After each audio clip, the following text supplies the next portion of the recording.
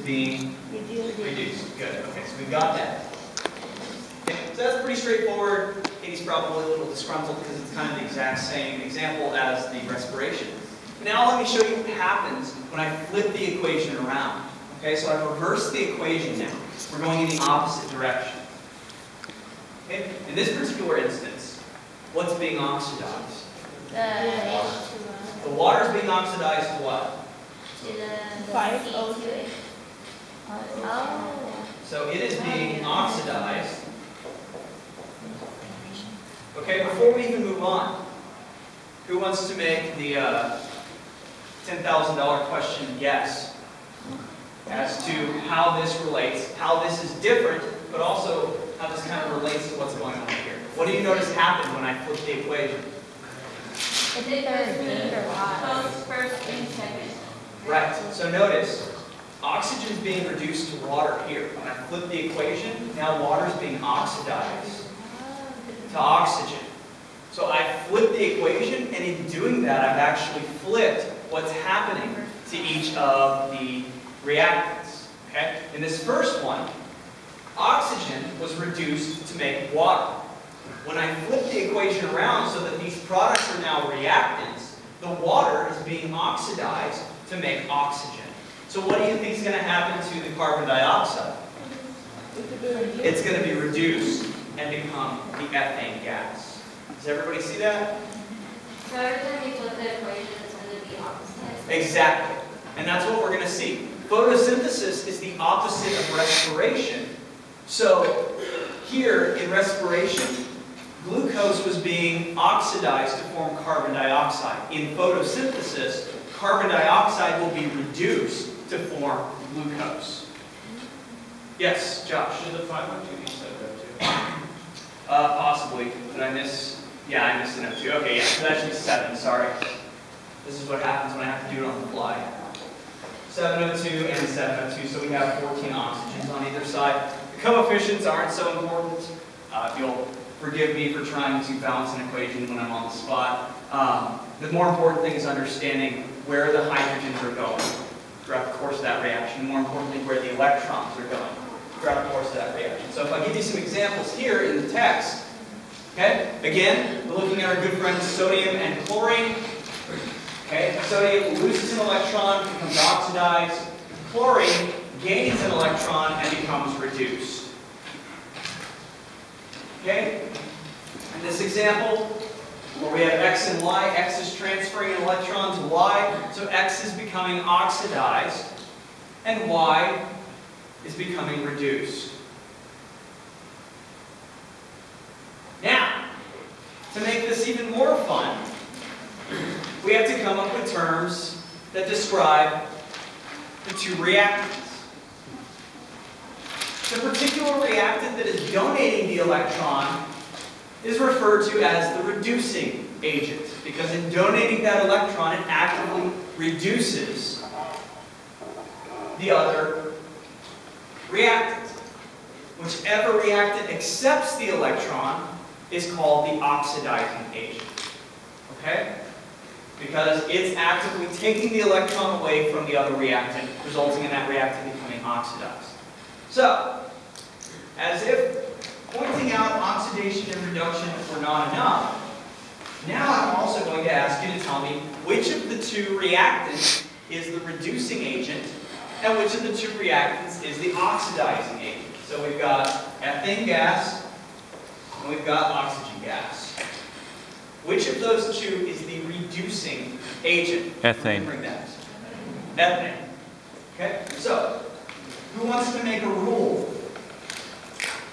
for how you can always identify the reducing agent?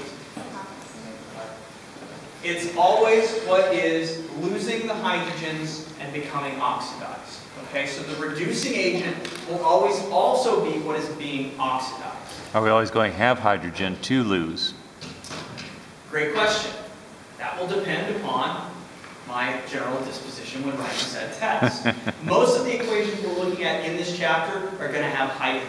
But if you don't have hydrogen, what are you going to need to look at? The electrons, right? Because let me tell you right off the bat,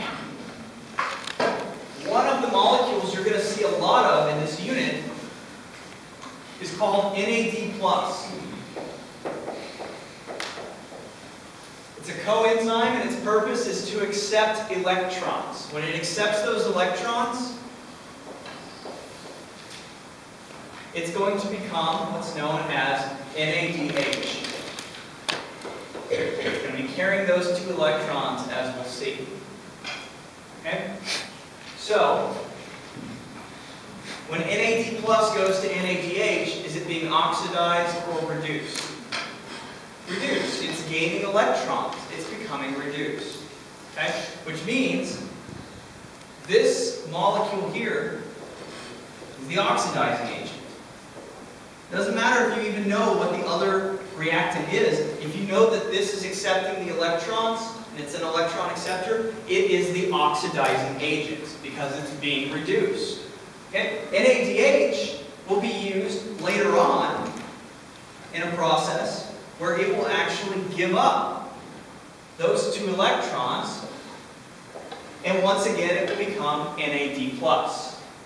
When that happens, is NADH being oxidized or reduced? Oxidized, it's losing electrons, which also means that it is what? The reducing agent. Good. Is everybody starting to kind of see the pattern in all of this? So, I don't know, no one listens to my wrong. So, being oxidized is the reducing agent, and then the redox reaction is oxidized? No, redox is a shorthand way of saying reduction-oxidation reaction. You'll notice that in all of these reactions I've shown you, something's being oxidized and something's being reduced. Hence the name redox reaction. So that's when it's oxidized. Or like it's something else. Well, when something is oxidized, You're losing the electron. when something is oxidized, it's losing the electrons and it's acting as the reducing agent. Right. When something is being reduced, it's accepting the electrons and it's acting as the oxidizing That's what I was agent. saying. Yes. So basically, the way to think about this, because I know that this is really, really confusing and fairly abstract.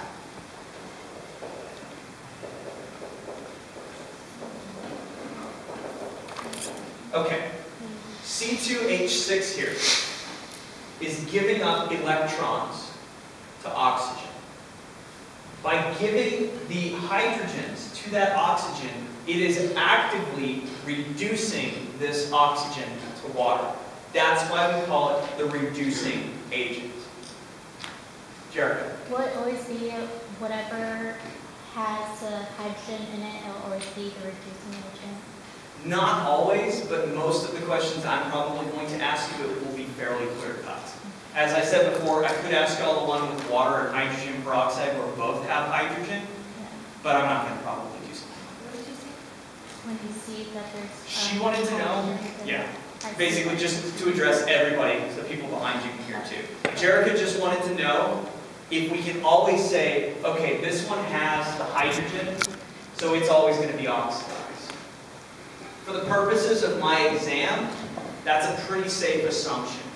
But in chemistry, in general, it's not an assumption you can necessarily make, because sometimes there are reactions where both reactants have hydrogen. And then you really have to look and see where the electrons are going. Does that make sense, Jerica? Yeah. Okay. Can you just go over the reducing agent being oxidized and stuff? 'Cause I'm Sure. so confused. Okay. Let's think about it instead of as hydrogens. Let's think about it just as electrons. Okay? So let's do a live action demo. All right? Let's say that I am an atom with electrons. Let's say I'm a sodium atom. Okay? So I need to lose this one electron, which will be my marker here, so that I can have a full valence shell in the atom. Okay? Everybody remembers this? All right. So let's say that Trey is a chlorine atom.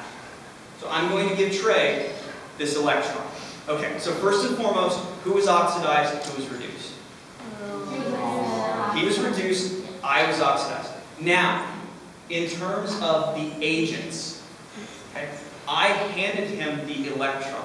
So by handing him the electron, what did I do to him? I reduced him by handing him that electron.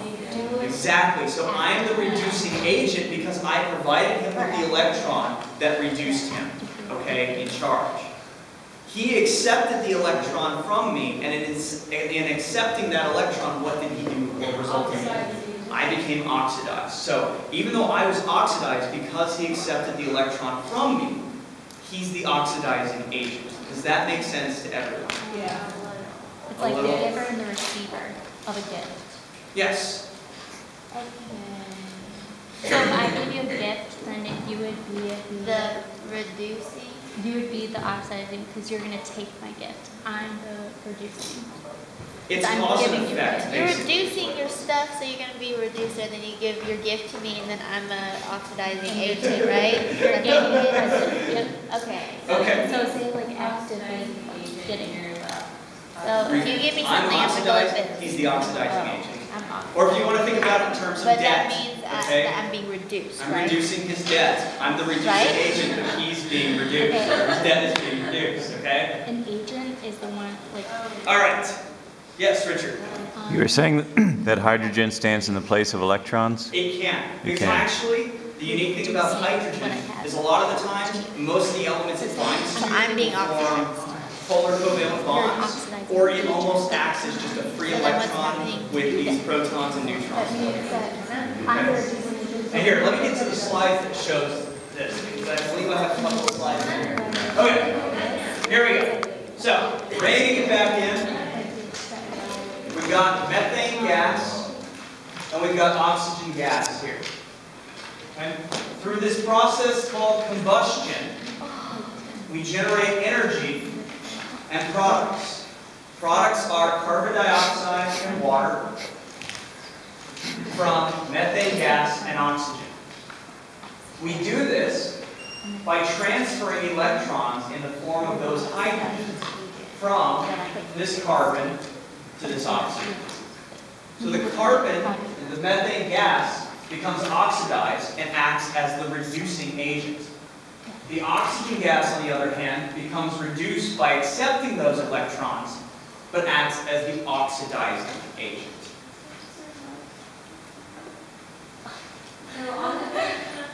It really is. I know it sounds tough, but if you look at it, it kind of makes sense. Agent is just another way of saying the thing that is doing X. Okay? Because this is actively giving hydrogens to oxygen, it is the thing that is reducing the oxygen. So this is a reducing agent. Okay? It's being oxidized because it's losing those hydrogens, but it is also reducing the oxygen by giving it those hydrogens. I'll practice a couple of other physical demos, and I'll see if I can come back with something that makes more sense. If you want something that's quick and easy right now, just remember, if you ever write the word being oxidized, that reactant can also just be written as the reducing agent, and vice versa. Okay? All right, so now that we have spent a good amount of time wading through redox reactions, let's start throwing even more information at you in the form of cellular respiration. Okay, so glucose is going to be oxidized, and oxygen is going to be reduced during cellular respiration, okay, which is what we've been over extensively. And now, it's finally time to start talking about that arrow. Okay, so let's start talking about what's going to